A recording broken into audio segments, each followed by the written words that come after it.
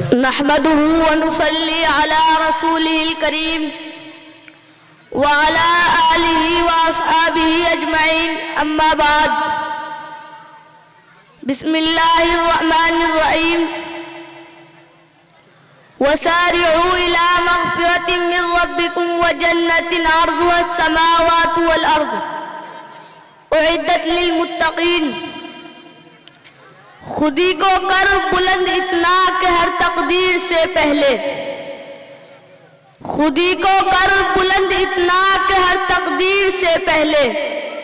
خدا بندے سے خود پوچھے بتا تیری رضا کیا ہے۔ معزز حاضر مجلس رفقاء اسلام، میں نے خطبے میں قرآن مجید کی ایک آیت کریمہ تلاوت کی جس کا ترجمہ یہ ہے، اور دوڑو تم اپنے رب کی مغفرت اور اس جنت کی طرف جس کی وسعت ایسی ہے جیسے سب آسمان و زمین کی، وہ تیار کی گئی ہے خدا سے ڈرنے والوں کے لیے۔ میرے عزیزوں، اس آیت کے اندر مبادرۃ الی الخیر کا حکم دیا ہے،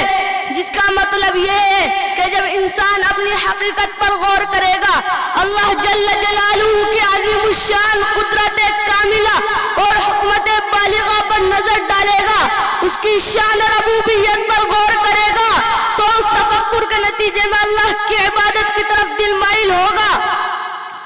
اور خود بخود دل میں داعیہ پیدا ہوگا کہ جس مالک حقیقی نے ساری کائنات بنائی ہے،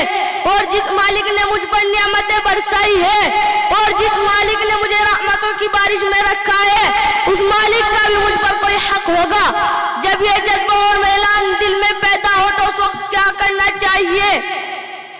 اس کا جواب یہ ہے کہ جب اللہ کی عبادت کا داعیہ پیدا ہو اور کسی نیک کام کے کرنے کا حوصلہ سامنے آئے، تو اس وقت ایک مومن کا کام ہے کہ اس کو جلد از جلد کر لینا چاہیے، اس کام میں دیر نہ لگائے۔ یہی معنی مبادرہ کے ہے، یعنی کسی کام کو جلدی سے کر لینا، ٹال مٹول نہ کرنا، آئندہ کل پر مت ٹالنا۔ اس آیت کے اندر تمام انسانوں کو خطاب کر کے اللہ تعالیٰ نے نیک کام میں جلدی کا حکم فرمایا ہے کہ داعیہ نیک کام کا پیدا ہو فوراً اسے کر لیا جائے۔ قرآن میں ہے فاستبقوا الخیرات، یعنی بھلائی اور نیکی کے کاموں میں ریس اور دوڑ لگاؤ، دوسرے سے آگے بڑھنے کی کوشش کرو۔ جب شوق پیدا ہو تو اس کو ٹالو نہیں، اسی وقت فوری طور پر کر لو۔ محترم دوستو، صحابہ کرام رضی اللہ تعالیٰ عنہ کا حال یہ تھا کہ وہ ہر ایک کام میں ایک دوسرے سے آگے بڑھنے کی کوشش کرتے تھے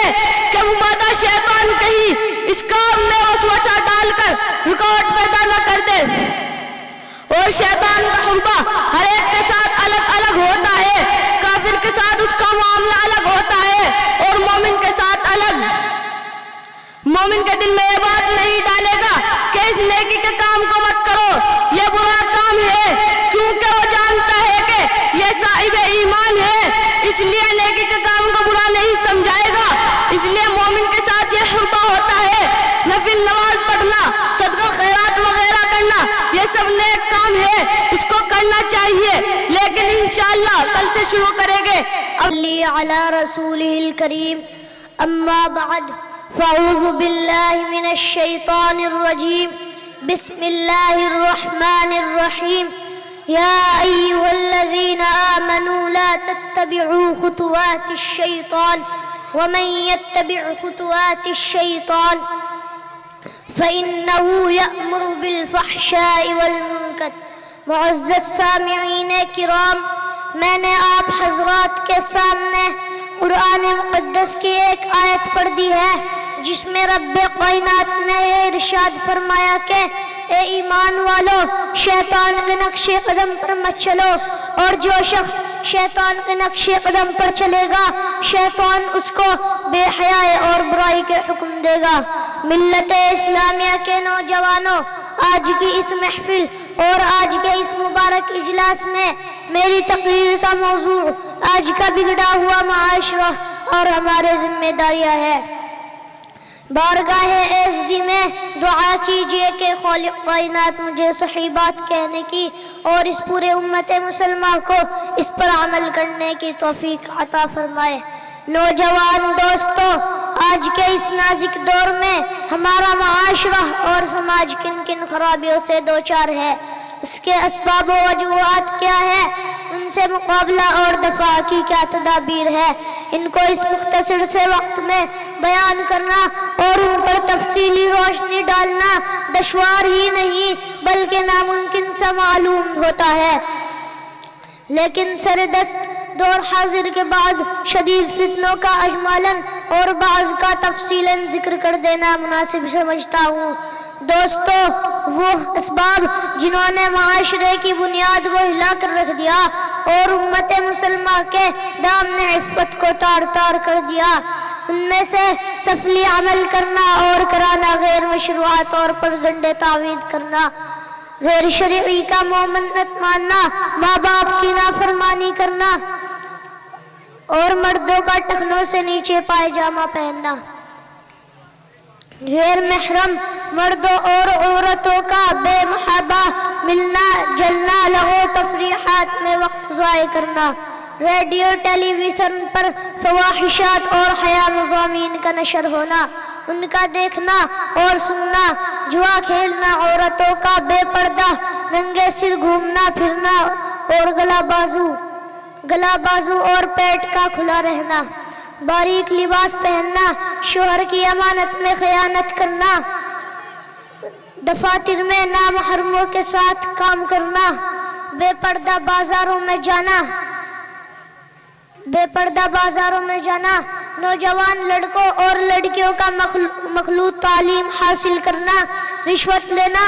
اور دینا، سودا لینا اور دینا، غیبت کرنا یا سننا، تصاویر الحمدللہ رب العالمین والصلاة والسلام على سید المرسلین سیدنا و مولانا محمد صلی اللہ علیہ وسلم وعلى آلہ واصحابہ اجمعین، اما بعد فقد قال اللہ تبارک و تعالی فی القرآن المجید والفرقان الحمید وما ارسلناک الا مبشرا ونذیرا۔ قوت عشق سے ہر پست کو بالا کر دے، قوت عشق سے ہر پست کو بالا کر دے، دہر میں اسم محمد سے اجالا کر دے۔